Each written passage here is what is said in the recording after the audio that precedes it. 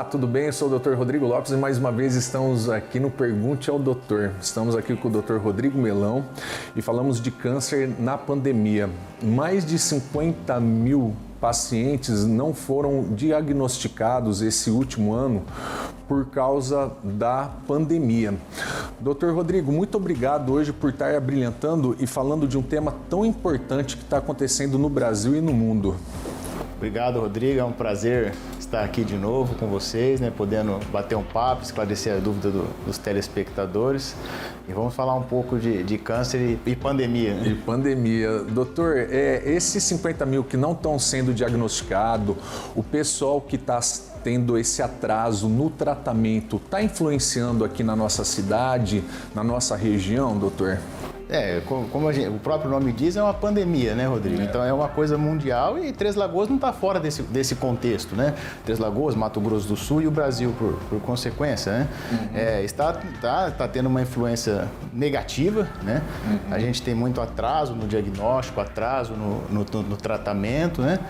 E à medida que o tempo vai passando, isso influencia muito no paciente com câncer, porque a gente sabe que o tempo é uma coisa fundamental para o bom resultado no tratamento oncológico. Eu estava, quando eu comecei a vasculhar aqui para a gente falar desse tema tão importante, estava tendo uma matéria que na Inglaterra, cada 4 semanas de atraso, 12, 13% aumenta de morte. Isso daí, aqui no Brasil, pode estar também nesse nível ou até um pouco mais elevado, doutor? Eu acredito que possa estar no Brasil um pouco mais que isso, né? Eles fizeram alguns estudos, principalmente na Inglaterra, no Lancet, publicados no meio do ano, em que mostra exatamente isso, que um atraso de um mês no tratamento, eles levam em consideração os pacientes que vão fazer quimioterapia, radioterapia, cirurgia, né?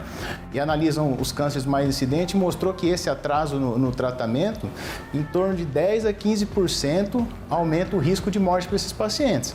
No Brasil, nós já temos um problema crônico de atraso no diagnóstico desses pacientes, então acredito que no Brasil esse número seja um pouco maior. Esse ano, o pessoal que está fazendo tratamento de câncer, Dr. Rodrigo Melão, eu acho que foi um ano muito difícil para eles, né?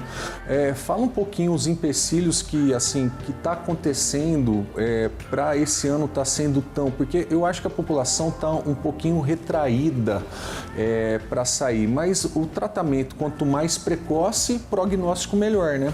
Sim, o pilar do sucesso na oncologia, todos sabem, primeiro a prevenção, né? E se não possível a prevenção, a detecção precoce do câncer, que aumenta a chance de cura desses pacientes, né?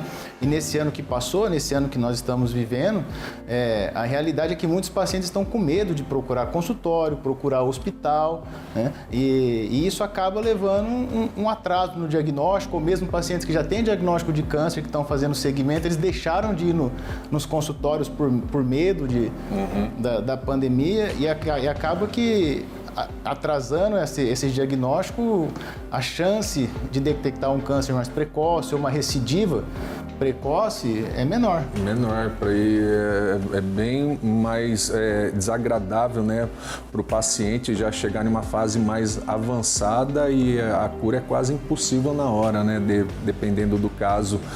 Doutor, o tratamento do câncer, né, a pessoa está fazendo, mas é aquela pessoa que não está fazendo e está sentindo alguns sinais e sintomas que podem se misturar com Covid.